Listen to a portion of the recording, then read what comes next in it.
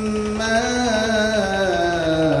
بعد فقد قال الله تبارك وتعالى في كلامه المجيد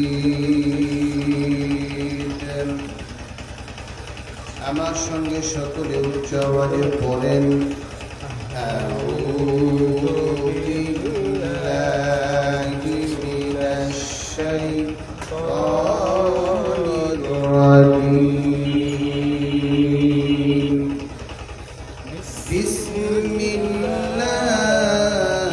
বিসমিল্লাহির রাহমানির রাহিম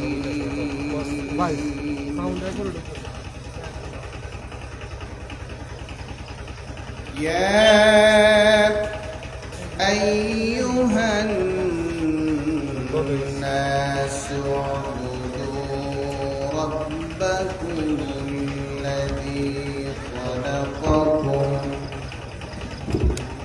والذين من قبلكم لعلكم تتقون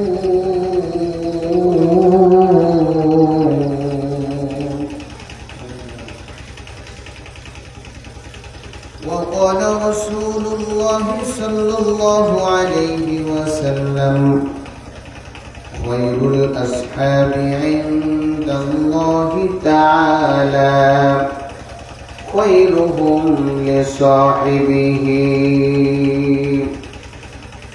وخير الجيران عند الله تعالى خيرهم لجاره وقال تعالى في شان حبيبه ومحبوبه ومعشوقه مخبرا وآمرا إن الله وملائكته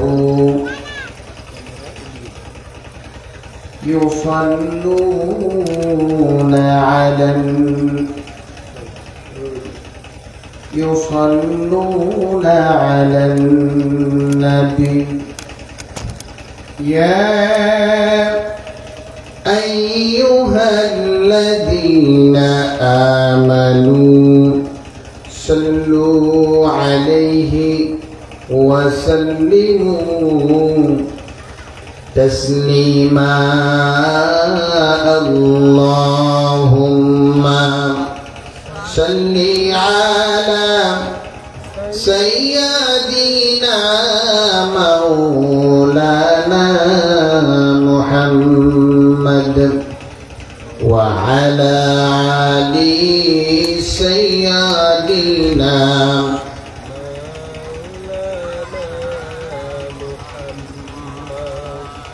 قوت عشق سے ہر کچھ کو بالا کر دیے دہر میں اسم محمد سے اجالا کر دے اللہم صلی علی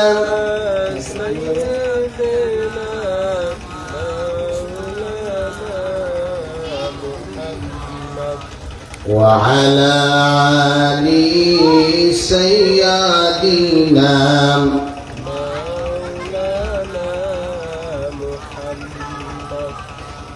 যে মানুষ মানুষের বেদনায় কেঁদেছিলেন আজীবন মদিনায় সেই মাটি সেই মানুষ যদি এত সুন্দর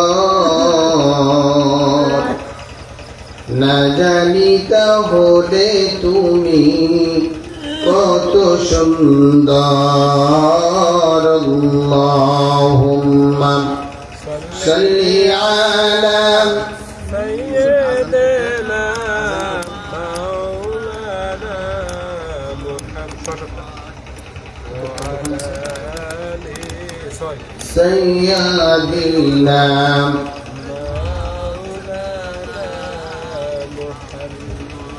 اللهم آمين ربنا ظلمنا نكونن من الخاسرين رب ارحمهما كما ربياني صغيرا اللهم رب ارحمهما كما تفسير القرآن মাহফিলের সূচনা লগ্নে প্রথম পর্বে আমি তোমার গুনাহগার খাকসার পাপাচার নাদান না খান্দার তোমার আবিদ সালেহ তোমার নেককার বান্দা বান্দীদেরকে নিয়ে জান্নাতের বাগান থেকে তোমার শাহী দরবারে দুইখানা গুনার হাত উত্তোলন করলাম। ও মালিক, তুমি তো অন্তর্যামী, তুমি তো আলিমুন বিযাতিস সুদূর, তুমি তো আমাদের প্রত্যেকের অন্তরের খবর জানো। ও আল্লাহ, ফুলবাড়িয়া পশ্চিম পাড়া জামে মসজিদ কমিটি বৃন্দ কেন আজকের তাফসীরুল কোরআন মাহফিলের আয়োজন করলো, আমার চাইতে তুমি ভালো করিয়া জানো। ও আল্লাহ, খাস করিয়া এই তাফসীরুল কোরআন মাহফিল সাজাতে গিয়া কি পরিমাণে পরিশ্রম তোমার বান্দাদের করতে হচ্ছে এটা তুমি আমার চাইতে ভালো করিয়া জানো। হে আল্লাহ, তোমার যেই সকল বান্দারা অক্লান্ত পরিশ্রম করিয়া দিনকে দিন মনে না করিয়া রাতকে রাত মনে না করিয়া নন স্টপ পরিশ্রম করিয়া আজকের এই তাফসীরুল মাহফিল সাজাতে গিয়া যারা অর্থ দিল, শ্রম দিল, মেধা দিল, বুদ্ধি দিল, বিভিন্ন ভাবে তাফসীরুল কোরআন মাহফিলকে সহযোগিতা করলো। আর এই তাফসীরুল কোরআন মাহফিল সাজানোর মূল উদ্দেশ্য হচ্ছে ফুলবাড়িয়া পশ্চিম পাড়া জামে মসজিদ খানা পুনর্নির্মাণের জন্য তোমার বান্দা বান্দিগণ উদ্যোগ গ্রহণ করেছেন। ইয়া আল্লাহ, সর্বমূলে আমাদের এই আয়োজনের মূল কারণ হচ্ছে তোমার ঘর নির্মাণ। তোমার শাহী দরবারে ফরিয়াদ, তোমার যেই সকল বান্দা বান্দিগণ তোমার ঘর নির্মাণের উদ্যোগ গ্রহণ করিয়াছে প্রত্যেককে জান্নাতে তোমার পাশে একখানা ঘর বানায়া দিও। মালিক, তুমি জান্নাতে তোমার পাশে আমায় একটা ঘর বানিয়ে দিও। ও মালিক, খাস করিয়া তাফসীরুল কোরআন মাহফিলের সূচনা লগ্নে তোমার শাহী দরবারে ফরিয়াদ, আজকের সম্মানিত উলামায়ে কেরামের জবান থেকে এমন কিছু কথা তুমি বের করে দিও যে সকল উলামায়ে কেরামগণ কোরআন এবং হাদিসের আলোকে আলোচনা করবেন, প্রত্যেকের জবানটাকে এমন ভাবে তুমি তৈরি করিয়া দিও যে জবানের কথার মাধ্যমে অত্র অঞ্চলের সমস্ত মানুষদের হেদায়েতের ফয়সালা হয়ে যায়। ইয়া আল্লাহ, আমাদের মাইকের আওয়াজ যত দূর পর্যন্ত যাচ্ছে, ও মালিক, অত্র অঞ্চলের সমস্ত কবরের আযাবগুলিকে আজকের তাফসীরুল কোরআন মাহফিলের খাতিরে তুমি কিয়ামত পর্যন্ত মাফ করিয়া দাও। ও রব্বুল আলামিন, খাস করিয়া অত্র মহল্লার সমস্ত কবরবাসীদের কবরখানাকে তুমি জান্নাতের টুকরা বানাইয়া দাও। খাস করিয়া তোমার যে সকল বান্দাগণ আমার মতো ছোট্ট মানুষকে ভালোবাসিয়া তোমার দ্বীনের কথা বলার একটু সুযোগ করিয়া দিয়েছেন।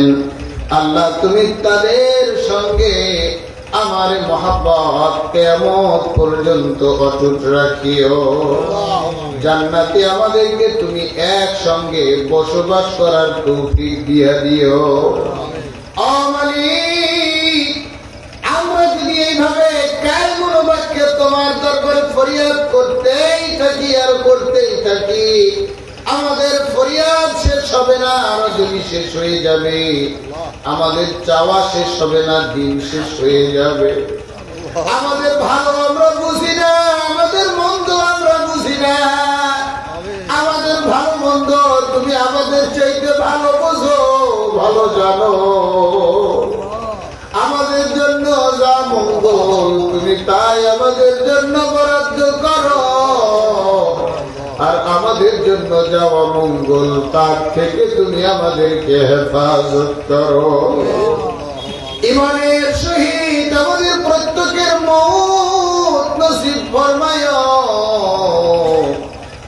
ও মালিক, মরণের সময় তুমি আমাদের প্রত্যেকের জবানে মধুর কালেমা জারি করিয়া দিও, লা ইলাহা ইল্লাল্লাহু মুহাম্মাদুর রাসূলুল্লাহ। সকলেই একটু জবান খুলে জিকির করি, লা ইলাহা ইল্লাল্লাহ, লা ইলাহা ইল্লাল্লাহ, লা ইলাহা লা ইলাহা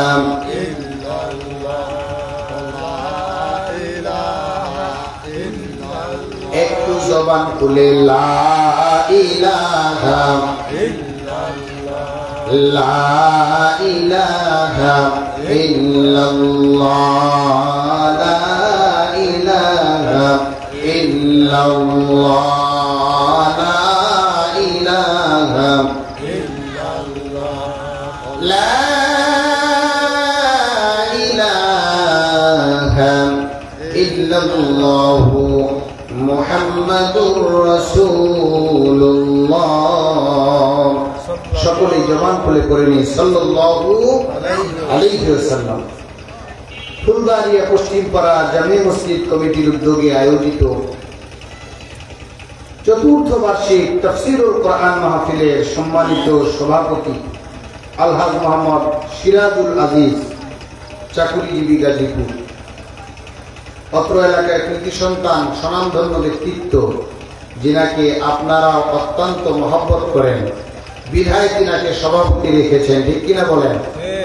আমারও অত্যন্ত মহব্বতের মানুষ। দেখা হলে সালাম কালাম বিনিময় করলে চমৎকার ভালোবাসা দেন, স্নেহ দেন।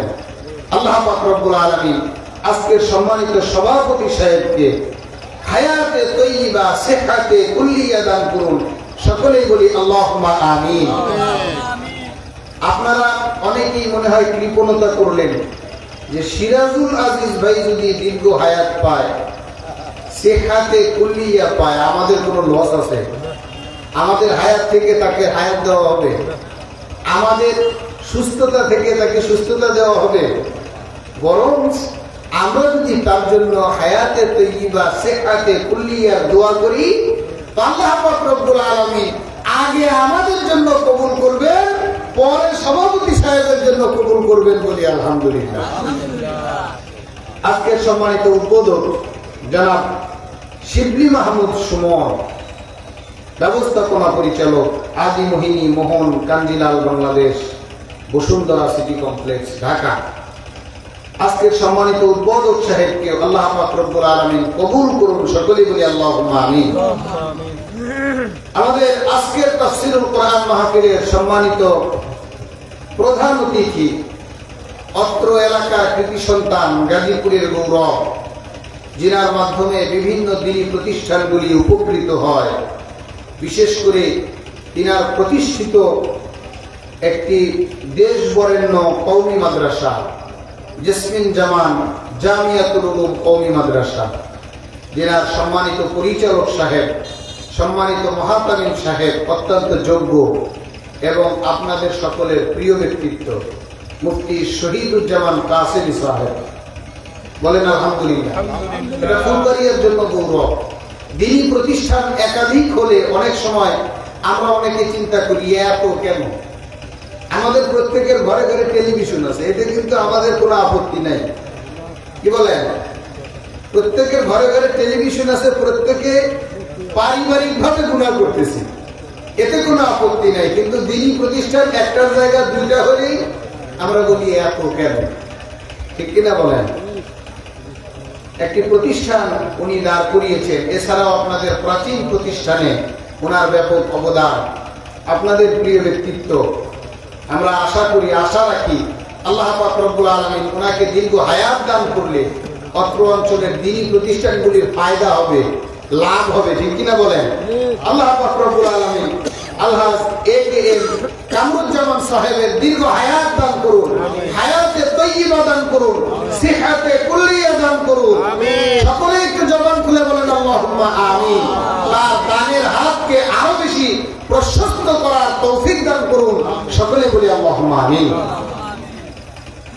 এছাড়া আমার সম্মুখে আজকের মাহফিলের প্রধান আকর্ষণ আমার ভালোবাসার মানুষগুলি।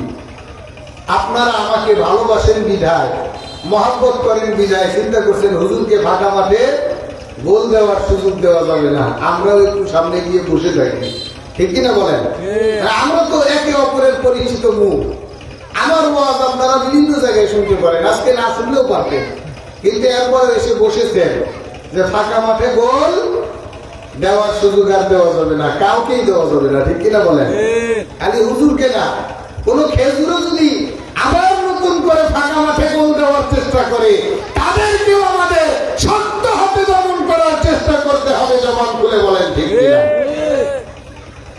আমরা সকলে সম্মানিত মুরব্বিয়ানে কেরাম সহ সমবয়সী কলিজার টুকরা যুবক ভাইয়েরা সহ সময়ের সাহসী সন্তান, জাতির জাগ্রত বিবেক, ঈমান এবং ইমারতের অতন্ত্র প্রহরী সম্মানিত হযরত উলামায়ে কেরাম, পর্দার অন্তরালে অবস্থানরতা, সর্বগুণে গুণান্বিতা, আবেদা সালেহা, জাকিরা শাকিরা, আমার সম্মানিত মা এবং বোনেরা, আমরা সকলে মিলে সে মহান রব্বে কারীমের আলিশান দরবারে শুকরিয়া আদায় করছি যে মহান মালিক আমাদেরকে দয়া করে, মায়া করে, মহব্বত করে, ভালোবেসে এক্সট্রা রহমত আমাদের উপরে নাজিল করে আমাদেরকে আল্লাহর কোরআন শোনার জন্য, রাসূলের হাদিস শোনার জন্য, বর্তমান ফিতনা ফাসাদের সময়েও আমাদেরকে জান্নাতের বাগানে আসার বসার তৌফিক দান করলেন। এজন্য আমরা সকলেই দিল উজাড় করে সমস্বরে একযোগে আল্লাহ পাক রব্বুল আলামিনের দরবারে শুকরিয়া দান আদায় করে পড়ছি আলহামদুলিল্লাহ, আলহামদুলিল্লাহ। আর একটু উচ্চ আওয়াজে সকলে অ্যাক্টিভ হয়ে আল্লাহ পাক রব্বুল আলামিনকে রাজি এবং খুশি করার জন্য আর একটু আওয়াজ দিয়ে পড়ে নিচ্ছি আলহামদুলিল্লাহ।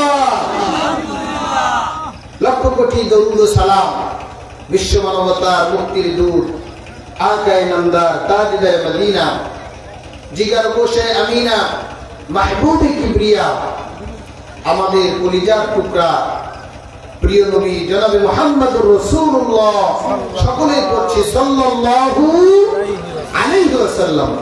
সম্মানিত হাজিরিন, সম্মানিত উপস্থিতি, আমরা যারা আজকের এই তাফসীরুল কোরআন মাহফিল পেলাম, তাফসীরুল কোরআন মাহফিলে আসতে পারলাম, বসতে পারলাম, আল্লাহর দ্বীনের কিছু কথা বলতে পারছি এবং শুনতে পারছি, আমরা সকলেই বেজার না খুশি? অল্প না বেশি? একটু বেশি খুশির সহিত আরো একবার আল্লাহ পাক রব্বুল আলামিনের দরবারে শুকরিয়া আদায় করে পড়ছি আলহামদুলিল্লাহ। সম্মানিত হাজির, সম্মানিত প্রিয় ব্যক্তিত্ব, ভালোবাসার মানুষগণ, আমরা আমরা যারা বক্তা, যারা ওয়াজ করি, আপনারা যদি মনে করেন যে বক্তারা মনে করে যে আমরা কিছুই জানি না, ওয়াজ নসিহত বুঝি না, আমাদেরকে শুধু বুঝাইতেছে, ধারণাটা ঠিক নয়। আমরা যারা ওয়াজ করি আমরাও জানি যে ওয়াজ করি এ ওয়াজের অধিকাংশই আপনাদের জানা, বলেন আলহামদুলিল্লাহ। কিন্তু এরপরেও জানা কথাগুলি কেন বলি বারংবার? আমরা দিনই কথাগুলি মুযাকারা করি, ডিসকাস করি। আমি বলি আপনারা শোনেন, শোনা কথাগুলি আবার শুনলে যদি কোনো কিছু ভুলে যেয়ে থাকি সেটা নতুন করে স্মরণ হয়, আর যেটা স্মরণ থাকে সেটা দিলের মধ্যে মজবুত ভাবে গেঁথে যায়, আমল করার উপযুক্ত হয়, আমল করার জন্য সুবিধা হয়, বলেন আলহামদুলিল্লাহ। এজন্য এরকম ডিসকাস, এরকম মুযাকারা, এরকম দ্বীনি আলোচনার পরিবেশ তৈরি করার দরকার আছে না নাই? আরেকটু জবান করে বলেন আছে না নাই? আমাদের সমাজে, আমাদের দেশে কিছু ভাইরা আছে, তাদের নানাবিধ অজ্ঞতার কারণে, দুনিয়ার মোহ তাদেরকে স্পর্শ করার কারণে তারা অনেকে এরকম পরিবেশ গ্রহণ করতে পারে না। ওয়াজ মাহফিল এক কথায় তাদের কাছে ভালো লাগে না, এজন্য তারা ওয়াজ মাহফিলের নামে বিভিন্ন ভাবে বিশুদ্ধার ছড়ায়। এমনকি যে সকল উলামায়ে কেরামগণ ওয়াজ নসিহত করে তাদের বিরুদ্ধেও ব্যাপক অপপ্রচার চালায়, বলি নাউযুবিল্লাহ। ওরা কিন্তু রাসূল মাকবুল সাল্লাল্লাহু আলাইহি ওয়াসাল্লামের সময় থেকে নিয়ে শুরু করে অদ্যবধি পর্যন্ত আবু জেহেল, আবু লাহাব, উতবা, সাইবা, ওয়ালিদ ইবনে মুগীরা, তার সন্তান, তার নাতিপুতি, নাতিপুতির থুতিপুতি, এইভাবে চলতে আজ পর্যন্ত বাংলার জমিনে আবু জেহেল, আবু লাহাবের বেদাত্তরা রয়েছে, যারা কোরআন হাদিস ওপেনলি ঘোষিত হোক, প্রচার হইতে থাক, সহ্য করতে পারে না। জবান খুলে বলেন নাউযুবিল্লাহ। এজন্য বিভিন্ন সময় বিভিন্ন প্রকার পায়তারা তারা করে, কিন্তু আল্লাহ পাক রব্বুল আলামিন তার দ্বীনের আওয়াজকে আরো বেশি বুলন্দ করবেন। এজন্য তাদের পায়তারাগুলি এমন ভাবে নস্যাৎ হয়ে যায়, ধ্বংস হয়ে যায়, তারাও এমন ভাবে অপমানিত হয়, লাঞ্ছিত হয়, বঞ্চিত হয়, আর উঠে দাঁড়াবার সুযোগ পায় না, বলেন আলহামদুলিল্লাহ। এজন্য আমাদের এই দ্বীনি আলোচনাগুলি জারি থাকতে হবে। কোরআন হাদিসের কথা আমাদের বলতেই হবে, আমাদের শুনতেই হবে। এজন্য যত বাধা বিপত্তি আসুক, যত কায়দা কৌশল করে এগুলি বন্ধ করার চেষ্টা করুক না কেন, এগুলি জারি রাখবেন কে? আর একটু জবান খুলে বলেন কে? সম্মানিত হাজিরিন, আমি খুতবার মধ্যে একখানা চমৎকার আয়াতে কারিমা তেলাওয়াত করেছি। সম্মানিত উলামায়ে কেরামগণ যিনারা শুনেছেন তিনারা বুঝে গিয়েছেন যে আমি কি বলতে চাই, কিন্তু এরপরে সকলের প্রয়োজনে, আমাদের প্রত্যেকের দরকারে আয়াতে কারিমা থেকে সংক্ষিপ্ত কিছু আলোচনা আমি করব। একখানা হাদিস আমি আপনাদের সম্মুখে পাঠ করেছি, তেলাওয়াত করেছি। এই হাদিসটিও আমাদের জন্য অত্যন্ত গুরুত্বপূর্ণ। কোরআনুল কারীমের এই আয়াত আর যে একখানা হাদিস আপনাদের সম্মুখে আমি উপস্থাপন করেছি, এই আয়াত এবং হাদিসের আলোকে আমাদের পারিবারিক জীবন, সামাজিক জীবন থেকে সংক্ষিপ্ত কিছু আলোচনা করার চেষ্টা করব। সকলেই বলি ইনশাআল্লাহ। আমার প্রিয় ভাইরা, আমার প্রিয় বাবারা, গভীর মনোযোগ, দিলের কানটা খুলে দেই। আমার যে সকল ভালোবাসার মানুষগণ এখনো পর্যন্ত রাস্তাঘাটে, দোকানপাটে এদিক সেদিক ঘোরাফেরা করছে, আল্লাহর কোরআন শোনার জন্য, রাসূলের হাদিস শোনার জন্য আমি আপনাকে আহ্বান করছি, দাওয়াত দিচ্ছি, অতি শীঘ্রই চলে আসেন। মূল্যবান কিছু কথা আপনাদের সম্মুখে উপস্থাপন করতে চাই। আল্লাহ পাক রব্বুল আলামিন পবিত্র কালামে হাকিমের মধ্যে ইরশাদ করে বলেন, ইয়া আইয়ুহান নাসু উবুদু রাব্বাকুমুল্লাযী خلقكم والذين من قبلكم لعلكم تتقون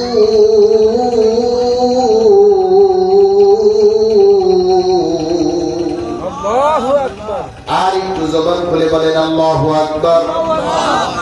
আল্লাহ পাক রব্বুল আলামিন পবিত্র কালামে হাকিমের মধ্যে ইরশাদ করেন, শুধুমাত্র মুসলমানদেরকে নয়, তাম বিশ্বের সমগ্র মানব জাতিকে আল্লাহ পাক রব্বুল আলামিন আহ্বান করে বলেন, হে মানব জাতি, তোমরা ওই আল্লাহ পাক রব্বুল আলামিনের ইবাদত বন্দেগী করো যিনি তোমাদেরকে সৃষ্টি করেছেন এবং তোমাদের পূর্ববর্তীগণকেও সৃষ্টি করেছেন। যদি তোমরা যিনি তোমাদেরকে সৃষ্টি করেছেন এবং তোমাদের পূর্ববর্তীগণকে সৃষ্টি করেছেন তার ইবাদত যদি করো তাহলে তোমরা মুক্তি পাবে, নাজাত পাবে। বলেন সুবহানাল্লাহ। আমার প্রিয় ভাইরা, আমার প্রিয় বাবা, আমরা সকলেই কথাগুলি জানি, এরপরেও যাতে করে আমাদের হৃদয়ে কথাগুলি গেঁথে যায়, এজন্য আমি আপনাদেরকে মাঝে মধ্যে বিরক্ত করব, প্রশ্ন করব, আপনারা স্বপ্রণোদিত হয়ে উত্তর দিবেন। যদি স্বপ্রণোদিত হয়ে স্বতঃস্ফূর্ত ভাবে আপনারাও উত্তর দেন তাহলে আপনারাও উপকৃত হবেন, আমিও উপকৃত হব। বলেন আলহামদুলিল্লাহ। আমাদেরকে সৃষ্টি করেছেন কে? আল্লাহ। আমাদের বাপ দাদা পূর্ববর্তী পুরুষগণকে সৃষ্টি করেছেন কে? তাহলে আমরা সকলেই ইবাদত করব কার? আল্লাহ পাক রব্বুল আলামিন আমাদেরকে ইবাদত করার জন্য পৃথিবীর জমিনে পাঠিয়েছেন। মর্মে একখানা পরিচিত আয়াত আপনারা সকলেই জানেন, বিশেষ করে যারা দাওয়াতের কাজের সঙ্গে সংশ্লিষ্ট, যারা মানুষকে বেশি বেশি দাওয়াত দেন, তিনারা এই আয়াতে কারিমা অনেক বেশি বলে থাকেন। আল্লাহ পাক রব্বুল আলামিন বলেন, ওয়া মা খালাকুতুল জিন্না ওয়াল ইনসা ইল্লা লিয়াবুদুন।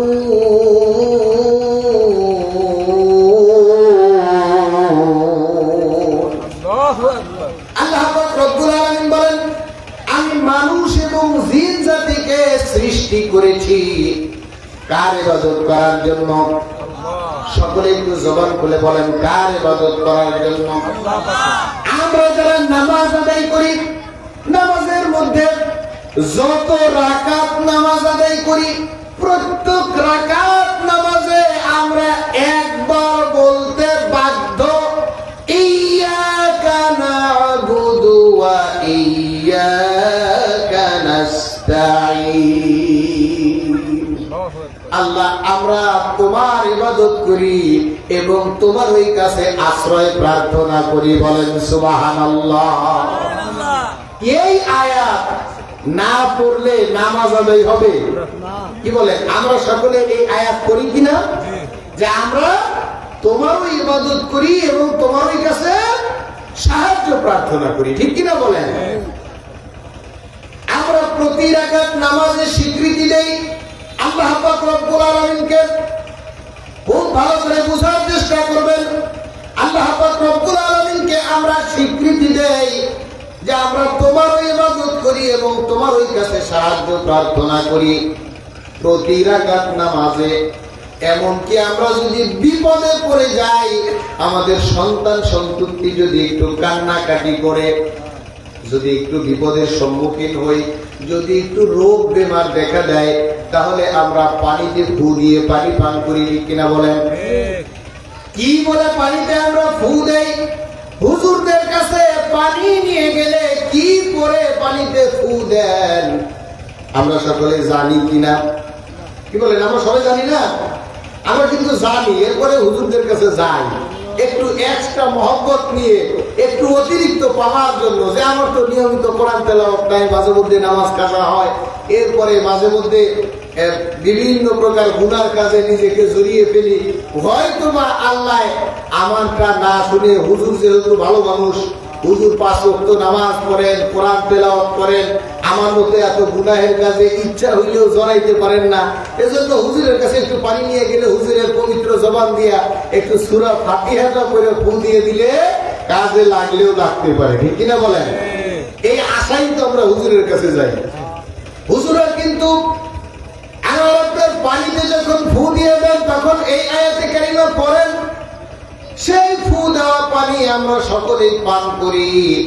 তার মানে সূরাতুল ফাতিহার মধ্যে এই আয়াতে কারিমা আল্লাহ পাক রব্বুল আলামিন দিয়েছেন আমরা প্রতিদিন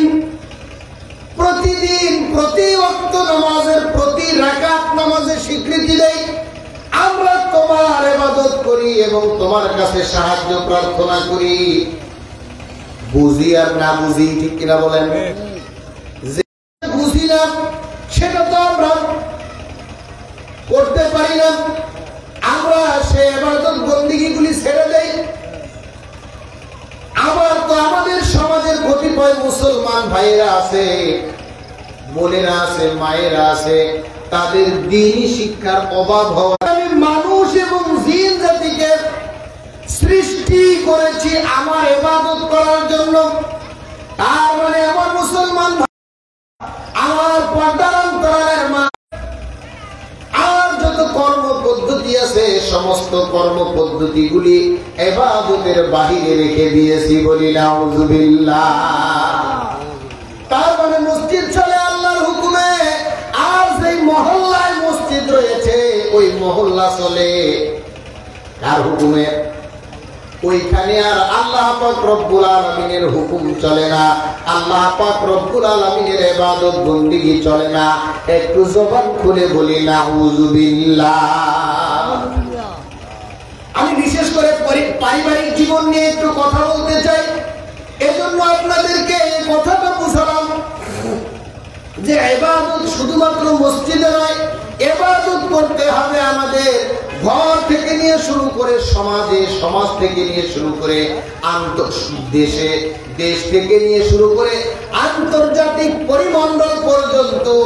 এমনকি আমরা যদি হাজত ছাড়ার জন্য যাই, আমরা ইস্তেনজা করার জন্য যাই, আমরা আমাদের শরীরের বর্জ্যগুলি অপসারণ করার জন্য যাই, সেটাও হইতে হবে ইবাদত। আপনারা বুঝতেছেন তো কথা? বিষয়টা বুঝতেছেন তো? আমার প্রিয় ভাইরা, আমার প্রিয় বাবারা, আমি একটু পারিবারিক জীবন নিয়ে কথা বলতে চাই, কারণ পারিবারিক জীবনে ইবাদত বন্দেগীর বালাই নাই। পারিবারিক জীবনে ইবাদত যে আছে এইটা মুসলমানের বিবেকেই নাই, মুসলমান এটাকে কিছুই মনে করে না। তার জ্বলন্ত প্রমাণ হচ্ছে বাবার বয়স 60 বছর 70 বছর হয়ে গিয়েছে, চুল দাড়ি পেকে গিয়েছে, মসজিদের মিনার থেকে ফজরের ওয়াক্তে যখন আযানের ধ্বনি ভেসে আসে, আসসালাতু খায়রুম মিনান নাওম, বৃদ্ধ বাবা কনকনে শীতের রাতে প্রচন্ড ঠান্ডা পানি দিয়ে ওযু করে, এরপরে ঠক ঠক ঠক ঠক করতে করতে লাঠিটা রাস্তায় মারতে মারতে মসজিদের দিকে চলে আসে। জবান খুলে বলেন ঠিক কিনা? আর ওই বৃদ্ধ বাবার তাগড়া জোয়ান পোলা, যার বয়স 25 থেকে নিয়ে 45 পর্যন্ত, যে নিশ্চিন্তে নির্ভাবনায় ঘরের মধ্যে ঘুমিয়ে রয়েছে, পিতাও সন্তানকে ডাকে না, সন্তানও বিন্দু মাত্র চিন্তা করে না। একটু জবান খুলে বলেন নাউযুবিল্লাহ। বড় কঠিন কথা, আপনাদের মজা লাগলেও না লাগলেও, আপনারা বুঝলেও না বুঝলেও, যেই পিতা 70 বছর বয়স হয়ে যাওয়ার পরেও, যার রক্ত শীতল হয়ে যাওয়ার পরেও, যার পা চলে না, অসুস্থ হয়ে গিয়েছে, এরপরেও কনকনে শীতের রজনীতে প্রচন্ড ঠান্ডা পানি দিয়ে ওযু করে মসজিদের দিকে আসতে পারে, মসজিদের দিকে আসাটাকে ফরজ মনে করে, আর সন্তানটাকে বাড়ির পরিবার পরিজন অধীনস্থ লোকজনগুলিকে বাড়িতে ঘুম পাড়ায় রেখে আসে, ওই আল্লাহর বান্দার মসজিদে এসে নামাজের ইবাদত হয়েছে। পরিবারে বাড়িতে তার জন্য মসজিদে আসার পূর্বে যে ইবাদত ছিল, এই ইবাদত তার মাধ্যমে আদায় হয় না। আমার প্রিয় বাবাজিরা, ভালো করে বোঝার চেষ্টা করেন, কারণ কথাগুলি নিছক ওয়াজ না, কথাগুলি বোঝার জন্য বলছি। আমরা যদি এইভাবে আল্লাহ পাক রব্বুল আলামিনের ইবাদত করতে থাকি, আমাদের পরকাল ধ্বংস হয়ে যাবে। এই যে আপনাদের প্রিয় ব্যক্তিত্ব মাওলানা বেলাল সাহেব আছেন, উনিও তো কিছু কোরআন হাদিস বুঝে, এরপরে আপনারা অনেকেই গণ্যমান্য ব্যক্তিবর্গ রয়েছেন, আপনারাও ইসলাম সম্বন্ধে কিছু বুঝে। যদি আমার কথা ভুল হয় আমাকে চিরকুট লিখেন যে হুজুর নাই ভাবে না, আমার মন চাইছে আমি নামাজ আদায় করব, আমার সন্তানের মন চাইছে আমার সন্তান নামাজ আদায় করবে না, সন্তানের কবরে সন্তান যাবে, আমার কবরে আমি যাব। বিপদে পড়লে ঠেলায় পড়লে আমাদের সমাজে অনেক সময় বলে যার যার কবরে সেই সেই যাবে, যার যার চিন্তা সেই সেই করো। একটু জবান খুলে বলেন নাউজুবিল্লাহ। আমরা কি বলি যে আমার কবরে আমি যাব, তোমার কবরে তুমি যাবা, তোমার চিন্তা তুমি করো, আমার চিন্তা আমি করি। আল্লাহ পাক রব্বুল আলামিন বলেন না বান্দা না, তোর একা চিন্তা করে আমার জান্নাত পর্যন্ত আসতে পারবি না। আল্লাহ পাক রব্বুল আলামিন পবিত্র কালামে হাকিমের মধ্যে ইরশাদ করে বলেন, ইয়া আইয়ুহাল্লাযীনা আমানু أنفسكم وأهليكم نارا। আল্লাহ পাক রব্বুল আলামিন সমস্ত ঈমানদারদেরকে দায়িত্ব দিয়েছেন, ওহে তোমরা যারা ঈমান আনয়ন করেছো, তোমরা জাহান্নামের আগুন থেকে বাঁচো এবং তোমার আহাল পরিবার পরিজনদেরকেও জাহান্নামের আগুন থেকে বাঁচাও।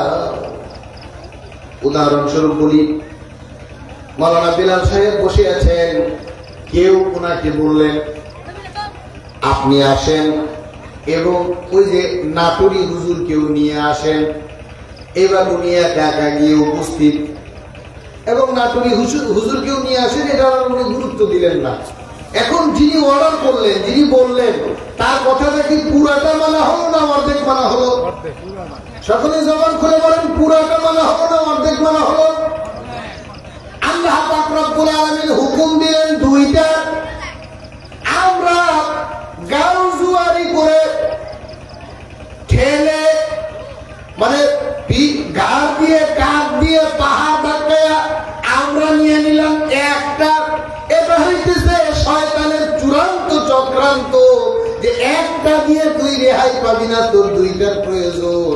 আল্লাহ যখন দুইটার কথা বলছে, তুই অন্তত পক্ষে তোকে দুইটা থেকেই যেহেতু বিরত রাখা যাচ্ছে না, তোকে অন্তত পক্ষে একটা থেকে বিরত রেখে জাহান্নামের দিকে পাঠায়া দে।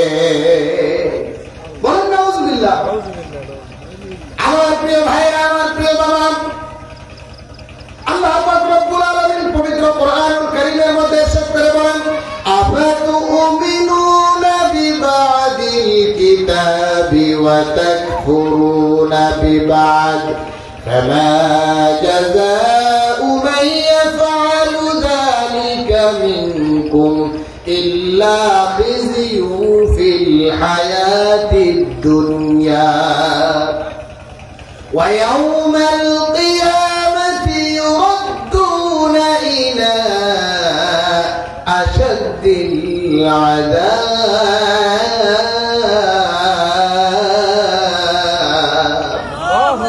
আল্লাহ পাক রব্বুল আলামিন বলেন, ও ঈমানদার বান্দা, তুমি আমার কোরআনের কিছু মানবা আর কিছু মানবা না, তা হবে না, তা হবে না। যদি এটা করে থাকো তাহলে তুমি জেনে রাখো, দুনিয়ার জমিনে তোমার জন্য আমি রেখেছি লাঞ্ছনা আর গঞ্জনা, আর কালকে আমাদের কঠিন ময়দানে তোমার জন্য নিযুক্ত করে রেখেছি চূড়ান্ত পর্যায়ের শাস্তি, যার চূড়ান্ত পর্যায়ের হবে যন্ত্রণা। একটু জবান খুলে বলেন নাউযুবিল্লাহ। তার মানে আমি আর আপনি আল্লাহ কোরআনের অর্ধেক মেনে আর অর্ধেক না মেনে পার পাওয়ার কোন সুযোগ নাই। সুতরাং আমি একা একা ইবাদত বন্দেগী করব, আমার পরিবারে আমি একা একা নামাজি, অন্য কাউকে নামাজের কথা বলবো না। আমি একা একা ইসলামের পথে চলি আর অন্য কাউকে বলবো না। এভাবে পার পাওয়া যাবে না।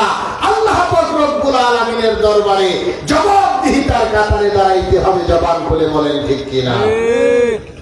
আমার প্রিয় ভাইয়েরা, আমার প্রিয় বাবারা, এটা একজন মুরব্বীর কথা বললাম, একজন বাবার কথা বললাম।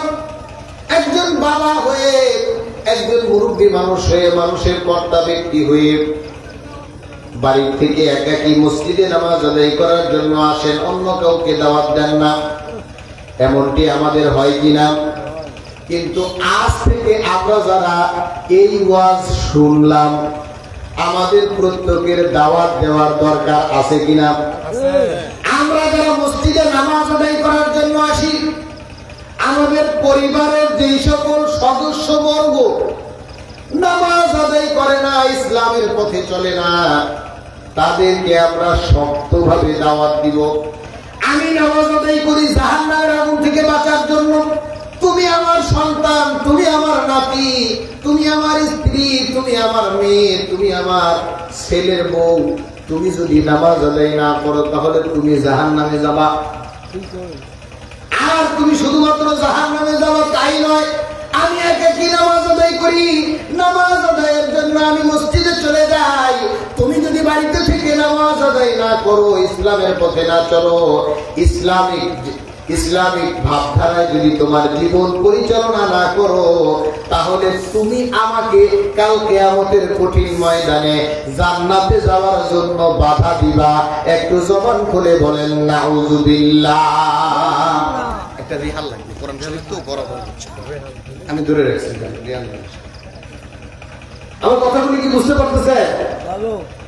তার মানে হচ্ছে আমার বাড়িতে আমার অধীনস্থ যারা রয়েছে, তাদেরকে যদি আমি নামাজের দাওয়াত না দেই, ইসলামের পথে চলার দাওয়াত না দেই, আমি একাকী চলে আল্লাহ পাক রব্বুল আলামিনের দরবারে হয়তোবা নেককার বান্দা হিসেবে উঠবো, আমার নেকি অনেক থাকবে, আমার নামাজে কমপ্লিট, রোজায় কমপ্লিট, হজে কমপ্লিট, যাকাতে কমপ্লিট, হালাল খাওয়ায় কমপ্লিট, সব কিছু যখন কমপ্লিট হয়ে যাবে, আল্লাহ পাক রব্বুল আলামিনের পক্ষ থেকে চূড়ান্ত ফয়সালা আসবে। এমন অবস্থায় আমার সন্তান, আমার স্ত্রী, আমার পরিবার পরিজন, আমার মেয়ে, আমার পড়শিগণ আমাকে এসে ধরবেন, নিয়ে আসার, কোথায় যাও? আল্লাহ তাআলা কি শুধু তোমাকে একা একা জাহান্নামের আগুন থেকে বাঁচার কথা বলছিলেন? আমাদেরকেও তো বাঁচানোর নির্দেশ দিয়েছিলেন। আজকে দেখো আমাদের কি ভয়াবহ অবস্থা হয়েছে, আমরা কেউ জান্নাতে যেতে পারবো এর সিউরিটি নাই। তুমি একা একা ইবাদত করে জান্নাতে যাবা, এই সুযোগ তোমাকে দেওয়া হবে না, আমাদের সঙ্গে তোমারও যাওয়া লাগবে। জবান খুলে বলেন নাউযুবিল্লাহ। আল্লাহ কোরআন বলছে, কথা আমি বলছি না। আমার প্রিয় ভাইরা, আমার প্রিয় বাবা, আমরা ইবাদত বন্দেগী করি। আমি হুজুর, আপনি হাজী সাহেব, আর একজন মুরব্বী সাহেব, আর একজন তাবলীগের সাথী, আর একজন বড় পীর সাহেবের চূড়ান্ত পর্যায়ের বড় ধরনের মুরিদ, যাদের ইবাদত বন্দেগীতে কোনো ঘাটতি নাই, কিন্তু এক জায়গায় আমরা সবাই ধরা। আমাদের সন্তানাদি, আমাদের আত্মীয় স্বজন, আমাদের পরিবার পরিজন ফাঁকা। ঠিক কিনা বলেন?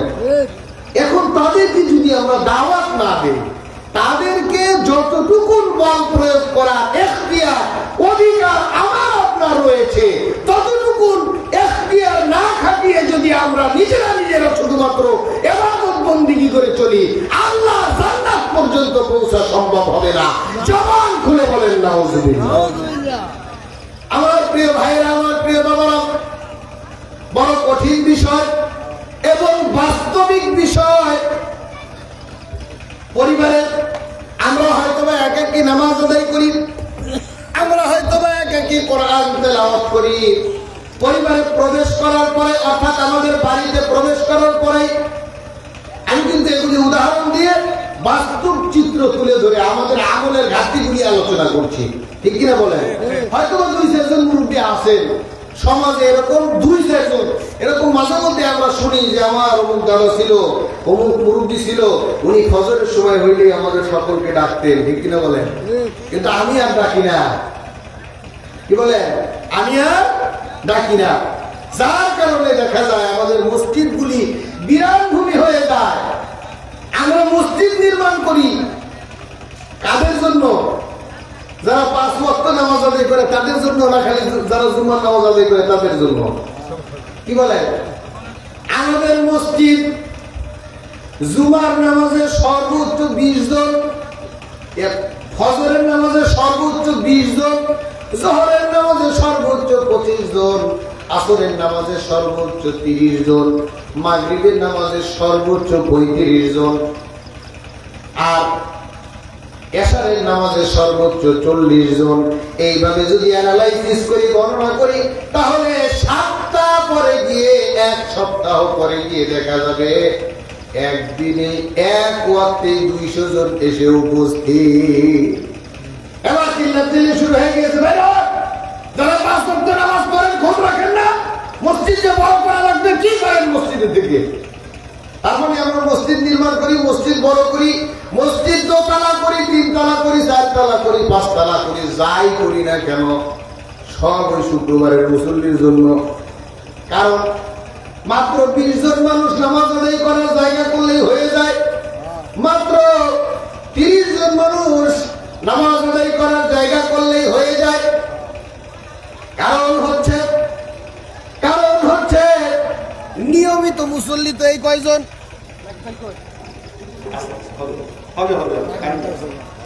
নিয়মিত মুসল্লি তো এই কয়জন? আমি মসজিদ করা নিষেধ করছি না, মসজিদ করতে বারণ করছি না, কিন্তু আমাদের সমাজের বাস্তবিক প্রেক্ষাপট তুলে ধরছি। ফজরের সময় মসজিদে মুসল্লি নাই, জোহরের সময় মসজিদে মুসল্লি নাই, আসরের সময় মুসল্লি নাই, মাগরিবের সময় মুসল্লি নাই, এশারের সময় মুসল্লি নাই, জুমার দিনে মুসল্লিগুলি এসে ভরপুর হয়ে যায়। জবান খুলে বলেন ঠিক কিনা? তাই বলে কি এখন তাদেরকে জুমার নামাজ আমরা পড়ার জন্য দেব না? যে 5 ওয়াক্ত আসো না, এখন জুমার নামাজ পড়তে দেবো না, বের হয়ে যাও। এটা আমাদের দায়িত্ব। আমাদের দায়িত্ব কি মানুষদেরকে ইসলামের ভিতরে ইন করা নাকি ইসলাম থেকে আউট করা? ইসলামের ভিতরে প্রবেশ করানো নাকি ইসলাম থেকে দূরে সরানো? ইসলামের ভিতরে প্রবেশ করানোর দায়িত্ব আমাদের। যেহেতু আমাদের ভাই বেরাদার, আমাদের সন্তান সন্ততি, আমাদের আত্মীয় স্বজন, আমাদের গ্রামবাসী, আমাদের পাড়া প্রতিবেশী, তারা জুমার নামাজ আদায় করার জন্য মসজিদে আসেন, তাদেরকে সুকৌশলে, অত্যন্ত সুকৌশলে আমাদের শুক্রবারের দিনে ছাই দিয়ে ঠেসে ধরতে হবে, মানে মজবুত করে ধরতে হবে। বাবারে কি ভাইরে কি সোনারে কি ধন রে, তুমি জুমার নামাজ আদায় করার জন্য এসেছো। জুমার নামাজ তোমার জন্য যেমন ফরজ, আসরের নামাজও তোমার জন্য তেমন ফরজ, ফজরের নামাজও তোমার জন্য তেমন ফরজ। তুমি যেখানেই থাকো না কেন, যে অবস্থায় থাকো না কেন, যেভাবেই থাকো না কেন, তোমাকে নামাজ আদায় করতেই হবে। জবান খুলে বলেন ঠিক কিনা? আমার প্রিয় ভাইরা, আমার প্রিয় বাবারা, ইবাদত বন্দেগীর কথা বলতে গেলে সর্বপ্রথম নামাজের কথা আসে। কারণ ইমানের পরে আল্লাহ পাক রব্বুল আলামিন সর্বপ্রথম নামাজের কথা বলেছেন। বলেন সুবহানাল্লাহ। আল্লাহ পাক রব্বুল আলামিন বলেন, আল্লাযীনা ইউমিনুনা বিল গায়বি ওয়া ইউকিমুনাস সালাতা ওয়া মিম্মা রাযাকনাহুম ইউনফিকুন। বলেন আল্লাহু আকবার। আল্লাহ পাক রব্বুল আলামিন বলেন, যারা অদৃশ্যের প্রতি ঈমান আনয়ন করে, অর্থাৎ যারা আল্লাহ পাক রব্বুল আলামিনকে দেখে নাই কিন্তু বিশ্বাস করে, ফেরেশতা মণ্ডলীকে দেখে নাই বিশ্বাস করে, জান্নাত দেখে নাই বিশ্বাস করে, জাহান্নাম দেখে নাই বিশ্বাস করে, পরকাল দেখে নাই বিশ্বাস করে, এবং যারা নামাজ আদায় করে বলেন সুবহানাল্লাহ। আমার প্রিয় ভাইরা, আমার প্রিয় বাবা, আর যদি আমরা সমাজে নামাজ প্রতিষ্ঠা করতে পারি, এই একটা মাত্র গুরুত্বপূর্ণ ইবাদত যদি আমরা প্রতিষ্ঠা করতে পারি, আমাদের পারিবারিক জীবনে আমি মুরব্বি, আমি হুজুর, আমি হাজী সাহেব, আমি পীর সাহেবের মুরিদ, আমি দাওয়াত ও তাবলীগের সাথী, আমি যদি চেষ্টা ফিকির করে, আমি এলাকার মুরব্বি, আমরা যদি সকলে ঐক্যবদ্ধভাবে চেষ্টা ফিকির করে আমার আপনার বাড়িতে, আমার আপনার সমাজে, আমার আপনার দেশে নামাজ প্রতিষ্ঠা করে দিতে পারি, আল্লাহ পাক রব্বুল আলামিন গ্যারান্টি দিয়ে দেন অন্যান্য যত বর্ধিত কাজ রয়েছে, অন্যায়মূলক কাজ রয়েছে, সব কিছুকে দূর করে দিবেন কে? আল্লাহ পাক রব্বুল আলামিন বলেন উতুলু মা উহিয়া ইলাইকা মিনাল কিতাবি ওয়া আকিমিস সালাহ ইন্নাস সালাতা তানহা আনিল ফাহশাই ওয়াল মুনকার। জবান খুলে বলেন আল্লাহু আকবার। আল্লাহ পাক রব্বুল আলামিন বলছেন, হে রাসূল, আপনার প্রতি যে কিতাব অবতীর্ণ করা হয়েছে, এই কিতাব আপনি তেলাওয়াত করুন আর আপনি নামাজ কায়েম করুন। নামাজ কায়েম করলে সর্বপ্রকার গর্হিত অনাচার কাজগুলি বিদূরিত হয়ে যাবে। একটু জবান খুলে বলি সুবহানাল্লাহ। আমাদেরকে তো আল্লাহ পাক রব্বুল আলামিন ইবাদত বন্দেগীর জন্য তৈরি করেছেন, ইবাদত করার জন্য সৃষ্টি করেছেন। আল্লাহ পাক রব্বুল আলামিন পবিত্র কালামে হাকিমের মধ্যে আমাদেরকে ইবাদত করার ব্যাপারে নির্দেশ দিয়েছেন। আর ইবাদতের মধ্যে সবচেয়ে গুরুত্বপূর্ণ এবং উত্তম ইবাদত হচ্ছে নামাজ। নামাজ যদি আমরা আদায় করি, নামাজের সঙ্গে সংশ্লিষ্ট সমস্ত ইবাদত বন্দেগীগুলি আদায় করা আমাদের জন্য সহজ হয়ে যায়। বলি সুবহানাল্লাহ। এজন্য আমাদের পারিবারিক জীবনে নামাজকে প্রতিষ্ঠা করতে হবে। নামাজ আমাদের পারিবারিক জীবনে প্রতিষ্ঠিত না থাকার কারণে, আমরা পারিবারিক জীবনের দিকে দৃষ্টি না দেওয়ার কারণে আমাদের এক একজনের পরিবারটা জাহান্নামী পরিবার হয়ে আছে। বলতে পারেন হুজুর কিসের জাহান্নামী পরিবার? আমার পরিবার তো খুব সুখী পরিবার। আপনার তো এটা চাপা মারা কথা। আপনার এত সুখী পরিবার, আপনি কত বড় বীর পুরুষ। একটু আপনার মেয়ের হাত থেকে টেলিভিশনের রিমোটটা নিয়ে দেখান। আজ থেকে চলবে না, বাড়িতে টেলিভিশন কিনছিলাম, ভুল করছিলাম। এই যে সিরিয়ালগুলি দেখতেছো, এই সিরিয়ালগুলি শুধু সিরিয়াল নয়, এই সিরিয়ালগুলির মাধ্যমে আমার ঘরে আল্লাহর সঙ্গে সেই করা হচ্ছে। সুতরাং এটা আমার ঘরে চলবে না। একটু ডিক্লার দেন, বলবে যে তোমার ঘরে আসে চলবে না, তুমি দূরে থাকো, তুমি শান্ত না আসলেও চলবে। জবান খুলে বলেন ঠিক কিনা? আমাদেরকে কিন্তু এইভাবে ঘর থেকে বের করে দিবে। ধারাবাহিক সিরিয়ালগুলি আমার যে সকল মা বোনেরা দেখেন, মানে ওই যে নাটক, সিনেমা, কখন কোনটা আসে এটা তো আমরা মনেও রাখতে পারি না, কারণ এই ধান্দায় তো থাকি না। একসময় খুব চলছিল কি যেন কিরণমালা, আর কি যেন পাখি না কি যেন খুব চলছিল। এই দুইটার কথা হুজুরদের মনে আসছিল। এই দুইটা নিয়ে জন্মের ওয়াজ করার পরে যখন দেখছে এই ওয়াজ আর খায় না মা বোনেরা, খালি আমরা হুজুররা করি আর মজা নেই, কিন্তু তারা শুনে আমল করে না। পরে এই নাটক, এই সিরিয়ালের কথা বাদ দিয়ে দিছে। কিন্তু আমার মা বোনেরা কিন্তু তাই বলে সিরিয়াল দেখা বাদ দেয় না। কি বলেন? বাদ দিছে? তারা কিন্তু বাদ দেয় নাই, তাদের সিরিয়াল চলতেছে। এবং আবিষ্কারকেরা তারা বুঝে ফেলেছে, তারা মুসলমানদের দুর্বল পয়েন্ট বুঝে ফেলেছে, তারা ঠিকই গ্রহণ করে নিয়েছে। আমি বিভিন্ন জায়গায় বলি সিরিয়ালগুলি দেখার কুফল শত শত হাজার হাজার। এজন্য মুসলমানের এক একটা পরিবার জাহান্নামের আঙ্গার হয়ে গিয়েছে, কিন্তু বুঝতে চায় না। তার একটা জ্বলন্ত দৃষ্টান্ত আমি আপনাদের সম্মুখে উপস্থাপন করছি। আমার আপনার ঘরে সিনেমা আছে, আমার আপনার ঘরে টেলিভিশন আছে। এরপরে এখন আবার ওই যে টেলিভিশন চলে না, এখন আবার চলে এলইডি। আরো উন্নত প্রযুক্তি, এটা চ্যানেল ধরবে কখন আর দেখবে কখন। এখন শুধু ওই যে ইন্টারনেট থেকে ডাইরেক্ট মারবে, বন্ধ করে দিছো দেওগা, এরপরে আমাদের হাতে আরো বুদ্ধি আছে, মানে এটা দেখার জন্য আরো উন্নত প্রযুক্তি বের হয়েছে। জাহান্নামে যাওয়ার জন্য মানুষদের রাস্তা বেশি সুপ্রশস্ত হয়ে গিয়েছে। আল্লাহ পাক রব্বুল আলামিন পবিত্র কালামে হাকিমের মধ্যে ইরশাদ করে বলেন, ওয়াসারিউ ইলা মাগফিরাতিন মির রাব্বিকুম ওয়া জান্নাতিন আরদুহাস সামাওয়াতু ওয়াল আরদ। বলেন সুবহানাল্লাহ। আল্লাহ পাক রব্বুল আলামিন বলেন, বান্দারে দৌড়াও দৌড়াও। কোন দিকে দৌড়াবা? যেই দিকে তোমার রবের সন্তুষ্টি, তোমার রব যেই দিকে দৌড়াইলে তুমি ক্ষমা প্রাপ্ত হবা, তোমাকে ক্ষমা করে দিয়ে এমন জান্নাত দান করবেন যার তলদেশ দিয়ে নহর ধারা প্রবাহিত। বলেন সুবহানাল্লাহ।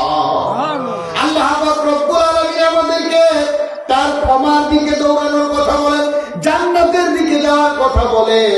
আর ডে বাই ডে, দিনকে দিন আমরা এক একজন জাহান্নামের দিকে প্রতিযোগিতা করে আগাইতে আসি। একটু জবান খুলে বলেন নাউজুবিল্লাহ। আমার প্রিয় ভাইরা, আমার প্রিয় বাবারা, এত ভালো আজ কোরআন হাদিস থেকে যাচাই বাছাই করে অন্তত পক্ষে আপনাদের সম্মুখে আলোচনাটা উপস্থাপন করার জন্য আমার 4 ঘন্টা পড়া লাগছে। 4 ঘন্টা পড়ালেখা করে আল্লাহর কোরআন থেকে আয়াতগুলি, এই বিষয়ের সঙ্গে সংশ্লিষ্ট আয়াতগুলি বের করে, হাদিসগুলি বের করে এরপরে আপনাদের সম্মুখে উপস্থাপন করতেছি। এরপরে মানে ওয়াজ বলতে আমাদের সমাজের মানুষ যেটা বুঝে গেছে যে ওয়াজের মধ্যে কিছু হাসি থাকবে, কিছু কান্না থাকবে, কিছু অভিনয় থাকবে। বাস্তবিক প্রেক্ষাপটে আমাদের যে সকল আমলের ঘাটতি আমলগুলিকে পুরা করার জন্য যত নসিহত বয়ানের তাকরীরত আছে, এগুলি আর অনেকেই শুনতে চায় না। জবান খুলে বলেন নাউজুবিল্লাহ। এটা তাদের কাছে ভালো লাগে না, এই শিক্ষণীয় কথাগুলি শুনতে মনে চায় না। এগুলিকে আবার বক্তা মনে হয় না। যারা এইভাবে ধারাবাহিকভাবে বলে, হুজুর কি বলছে, ঘুমায় ঘুমায় কি যেন বলে গেছে, হুজুরই বুঝছে আর হুজুরই করছে, আমরা কিছু বুঝি নেই। তা আপনাদেরও কি অবস্থা হইতেছে না? আমার কথাগুলি বুঝতেছেন? ওই যে জাহান্নামে রান্না হয়েছে যে পরিবারটি, কিভাবে আমি আপনাকে বলি। আমার প্রিয় ভাইরা, আমার প্রিয় বাবা, আমার মহব্বতের মানুষ সকল, আমরা যারা পরিবার পরিচালনা করি খুব ভালো করে খেয়াল করে। বিভিন্ন জায়গায় আমি কথাটি বলি, কারণ এই কাজগুলি আমাদের সমাজে হচ্ছে। ওই যে আমার আপনার বাড়িতে, বিশেষ করে পর্দার অন্তরালের মা এবং বোনেরা ভালো করে শোনেন, আপনার জাহান্নামে যাওয়ার জন্য হয়তো ভাই একটা কাজই যথেষ্ট হবে। আপনি বেপরদায় চলেন, আপনি পরপুরুষের সঙ্গে সময় দেন, আপনার নামাজ নাই, রোজা নাই, হজ নাই, যাকাত নাই, আরো যত ধরনের বেফাস কাজকর্ম আছে, যত ধরনের গুনার কাজ আছে, এগুলি পরের কাতারে। কিন্তু আমি এখন যেটা বলতেছি, এই একটা কাজের মাধ্যমেই আপনার জাহান্নামে যাওয়া যথেষ্ট।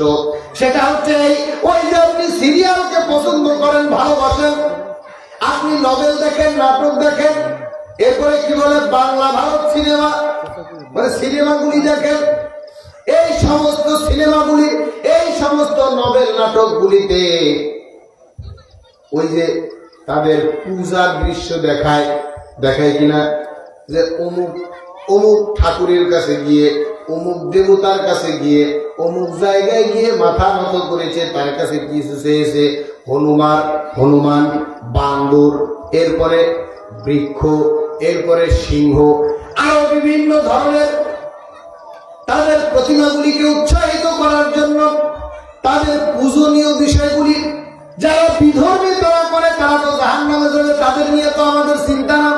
তাদের কথা বলছি না, বলছি আমার মুসলমান মা বোনদের কথা। ওই যে দৃশ্যগুলি আপনার আমার ঘরে দেখায়, যেগুলি সরাসরি আমার আর আপনার আল্লাহর সঙ্গে শিরিক করা হয়, একটু জবান খুলে বলেন ঠিক কিনা? ওই যে তাদের প্রতিমাগুলির কাছে যাচ্ছে, সেখানে গিয়ে ঢোল বাজাইতেছে, এরপরে ওই যে কিরিং কিরিং ঘন্টা বাজাইতেছে, এরপরে প্রতিমাগুলির কাছে গিয়ে যাচ্ছে, এতে করে নায়ক নায়িকা সফল হয়ে যাচ্ছে, বাপ মা একেবারে পেয়ে যাচ্ছে, এই দৃশ্যগুলি দেখায় না? এই দৃশ্যগুলি কোথায় পরিচালিত হয়? আপনার ঘরে পরিচালিত হয়। তার মানে আপনার ঘরে প্রতিমা রেখে, আপনার ঘরে মূর্তি রেখে পূজা করতেছে, আপনি সেটা দেখে দেখে আনন্দ নিতেছে। জবান খুলে বলেন ঠিক কিনা? আপনার কাছে তো ভালো লাগে, এজন্য আপনি ধারাবাহিক ভাবে দেখেন। এগুলিকে আপনার কাছে কোনো কিছুই মনে হয় না। আমার পর্দার অন্তরালের মা এবং বোনেরা, এই বিষয়টাকে যদি আপনি ছোট করে দেখেন, স্বাভাবিক ভাবে নেন, তাহলে আপনার অন্য বদ আমলের চিন্তা করতে হবে না। এই একটা বদ আমলের কারণে আপনার জাহান্নাম নির্ধারিত হয়ে আছে। জবান খুলে বলেন নাউযুবিল্লাহ। আর একটু বুঝিয়ে বলি, আমার সম্মানিত মা এবং বোনেরা, আমার সম্মুখে বসা বাবারা, ভাইয়েরা, আমাদেরকেও অ্যালার্ট থাকতে হবে। আমরা সকলে মিলে দিলে একটু বোঝার চেষ্টা করি, ঠিক কিনা বলেন? কারণ আমি হুজুর একা বুঝলে কাজ হবে না, ভিতরে হুজুর নিলে বোঝার দরকার আছে না নাই? আপনি হাজী সাহেব একা বুঝলে হবে না, আপনি হাজী সাহেবেরও বোঝার দরকার আছে না নাই? এজন্য আমরা একটু মিলে দিলে বুঝি, যেহেতু পারিবারিক জীবনে আমাদের এই সকল গুণাগুলি সংগঠিত হয়, এজন্য আমরা সকলে আসুন মিলে দিলে বুঝি। আর একটু সহজ করে বোঝার জন্য বলছি, কোন এক ঠাকুর দাদা তার বগলের নিচে একটা প্রতিমা নিয়ে যাচ্ছে। হঠাৎ করে তার মন চাইলো যে আমার এই প্রতিমাটাকে সুন্দর একটা ঘরের মধ্যে রেখে এরপরে আমি একটু তাকে নমনম করি। করে কিনা? সুন্দর একটা ঘর করে না? এখন রাস্তা দিয়ে যাইতেছে, ঘর পাবে কোথায়? আপনার মতো সলিমুদ্দিন অথবা কলিমুদ্দিনের সঙ্গে দেখা হয়েছে, অথবা সকিনা জরিনা আমার কোন মায়ের সঙ্গে দেখা হয়েছে। এবার বলতেছে, মা রে, বাবা রে, এই যে আমার বগলের তলায় একটা প্রতিমা, একটা মূর্তি, আমি তো ঠাকুর মানুষ, আমার এই প্রতিমাটাকে সুন্দর একটা জায়গায় রেখে মাত্র 1 মিনিটের জন্য একটু নমনম করবো, একটু ভক্তি করব, পূজা করব। এমন ঘর তো কোথাও নেই, তোমার ঘরে আমাকে একটু বসার জায়গা দাও। ভালো কাজ, আমি ইবাদত করব। মানে হিন্দুদের জন্য কেন ভালো কাজ নাকি? মানে তারা ভালো কাজ মনে করেই তো করে, ইবাদত মনে করেই তো করে। এখন সে বলতেছে যে একটু তোমার ঘরে প্রতিমাটা রাখি, মূর্তিটা রাখি, রেখে আমি একটু 1 মিনিট একটু ভক্তি জানাবো, একটু নমনম করব, এরপরে চলে যাব। দিবেন কোন মা বোন?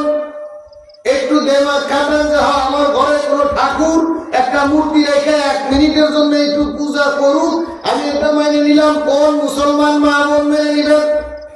আর আমার সম্মুখে বসা কোন ভাই, কোন বাবা মেনে নিবে যে আমার ঘরের মধ্যে একটু প্রতিমা পূজা হোক? কি বলেন, কেউ মেনে নিবেন? আমরা কেউ মেনে নিব না।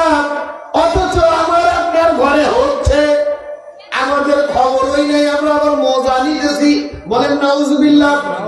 এমন ভাবে মজা নিতেছি, এই শুধুমাত্র একটা বদ আমলের কারণে আমাদের জন্য জাহান্নাম চূড়ান্ত হয়ে যেতে পারে। হয়তো বা যদি কোনো কারণে, ভুল বোঝার কারণে, দুনিয়া বিলোভে, বিভিন্ন স্বার্থ সিদ্ধির জন্য আমার আপনার মা বোন মেনেও নেয়, আমরা কিন্তু পুরুষ মানুষ মেনে নিব না। আবার আমরা পুরুষ মানুষ না বুঝার কারণে যদি কোনোভাবে মেনেও নেই, আমার আপনার মা বোনেরা মেনে নিবে না। তার মানে চূড়ান্ত পর্যায়ের একটা শিরক, যেটা সরাসরি আমার আপনার রব্বুল আলামিনের সঙ্গে শিরক করা হয়, এবং আল্লাহ পাক রব্বুল আলামিন এই শিরক কোনোভাবে বরদাস্ত করতে পারেন না।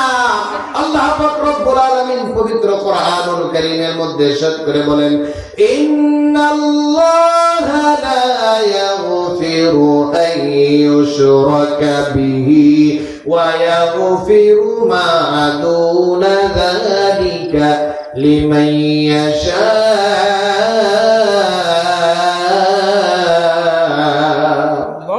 আল্লাহ পাক রব্বুল আলামিন বলেন, নিশ্চয়ই আল্লাহ পাক রব্বুল আলামিন শিরকের গুনাহ ব্যতীত অন্য যে সকল গুনাহ রয়েছে ইচ্ছা করলে তিনি মাফ করে দিতে পারেন। বলেন সুবহানাল্লাহ।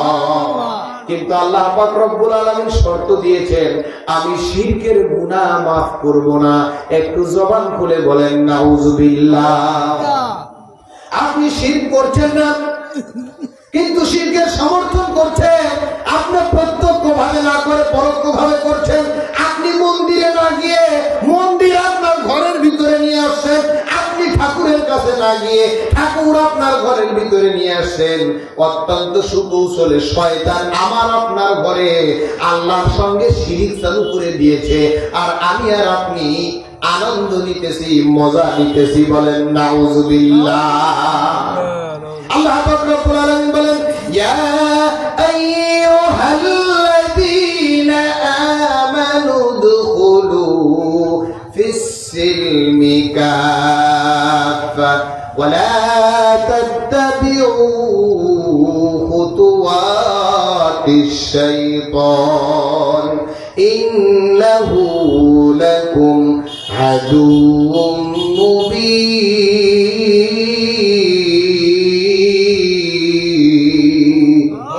আল্লাহু আকবার। আল্লাহ পাক রব্বুল আলামিন বলেন, ওহে তোমরা যারা ঈমান আনয়ন করেছো, ওহে ঈমানদার সকল, তোমরা ইসলামের মধ্যে প্রবেশ করো। কিভাবে প্রবেশ করবা? কমপ্লিটলি প্রবেশ করতে হবে। কিছু প্রবেশ করবা, কিছু প্রবেশ করবা না তা হবে না। কিছু মানবার, কিছু মানবা না তা হবে না। আল্লাহ পাক রব্বুল আলামিনের ঘোষণা, ইসলামের মধ্যে তোমরা পরিপূর্ণরূপে প্রবেশ করো। শুধুমাত্র এতটুকুই বলেন নাই, ইসলামের মধ্যে পরিপূর্ণরূপে প্রবেশ করার জন্য আমার আপনার সম্মুখে সবচেয়ে বড় অন্তরায় হচ্ছে শয়তান, শয়তানের ধোঁকা, শয়তানের ওয়াসওয়াসা। এই জন্য আল্লাহ পাক রব্বুল আলামিন আমাকে আপনাকে সতর্ক করে দিয়ে বলেন, ওয়ালা তাত্তাবিউ খুতুওয়াতিশ শাইতান, আর তোমরা শয়তানের পদাঙ্ক অনুসরণ করিও না। ইন্নাহু লাকুম আদুউম মুবিন, কারণ শয়তান তোমাদের প্রকাশ্য শত্রু। বলেন নাউযুবিল্লাহ। দুনিয়ার জমিনে যত ভালো কাজ আছে, শয়তান কোনোভাবেই চাবে না যে আমি আর আপনি ভালো কাজটা করি। যদিও কোনো ভালো কাজ শয়তান করায়, মানে করার সুযোগ দেয়, সাপোর্ট করে, তাহলে এর চেয়ে বড় কোনো গুনার কাজ সম্মুখে দাঁড় করায় রাখে। বলেন নাউযুবিল্লাহ। যে একটা ভালো কাজ থেকে যখন বিরত করতে পারতেছি না, এই একটা ভালো কাজ করো, কিন্তু সামনে এর থেকে বড় গুনার ফাঁদ আমি পেতে রেখেছি। বলেন নাউযুবিল্লাহ। এই জন্য শয়তানের পদাঙ্ক অনুসরণ করা যাবে না। আল্লাহ পাক রব্বুল আলামিনের ইবাদত বন্দেগী আমাকে আপনাকে কমপ্লিটলি করতে হবে। আমরা শুধুমাত্র একাকী ইবাদত বন্দেগী করব, আমার আপনার পরিবারের দিকে দৃষ্টি নিক্ষেপ করব না, তা হবে না। শুধুমাত্র এতটুকু উদাহরণ দিয়ে সময় শেষ হয়ে গেল। আমাদের পরিবারে আরো কত গলদ আমল আছে, এর তো কোনো হিসাবই নাই।